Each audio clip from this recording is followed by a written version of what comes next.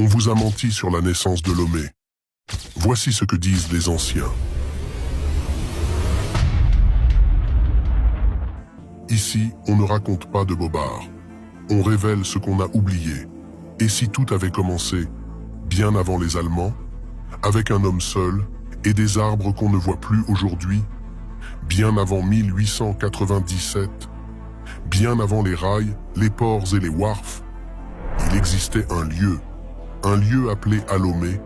Ce n'était pas une ville, pas encore, c'était une terre, silencieuse, perdue entre lagunes et forêts. Et sur cette terre, il y avait des aloes, des arbres fruitiers et un homme, un chasseur nommé Dzitri. Dzitri venait de loin, du 3e groupe des Évés sortis de Notse.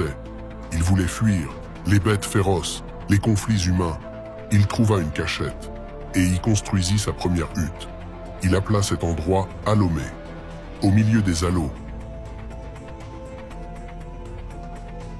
Il n'était pas roi, mais il devint un ancêtre. Plus tard, Dzitri fonde un second village, pour son fils Aglé.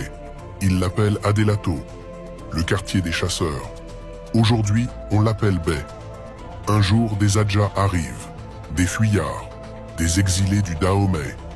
Aglé les accueille. Ils ont peur. Alors ils décident. Pas de cris, pas de tambour, pas de fusil. Ils veulent vivre cachés. Bay devient un murmure, une cachette. Mais le silence ne dure pas. Les Dahoméens finissent par apprendre où se trouvent les réfugiés. Dzitri et Aglé rassemblent leurs forces. Ils affrontent les ennemis à Koga et ils gagnent. Mais une femme, une mère en deuil, empoisonne le puits, l'unique puits d'Alomé. La mort se propage, le village s'effondre. Alors ils fuient, direction Agotimé, Tsévié, Abobo et même Notse. Mais Bagba, lui, reste, descendant de Dzitri.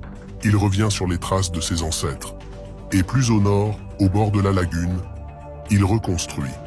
Là où pousse un arbre jumeau, le nouvel habitat s'appellera Amoutiévé. Cette histoire, tu ne la verras pas dans les manuels. Dzitri, roi, peut-être. Une lignée, peut-être. Mais pourquoi un seul puits? Peut-être parce que ce récit dérange. Peut-être parce qu'il contredit ce que les colons voulaient rétablir et ce que certains héritiers voulaient conserver. Alomé n'a pas été fondée.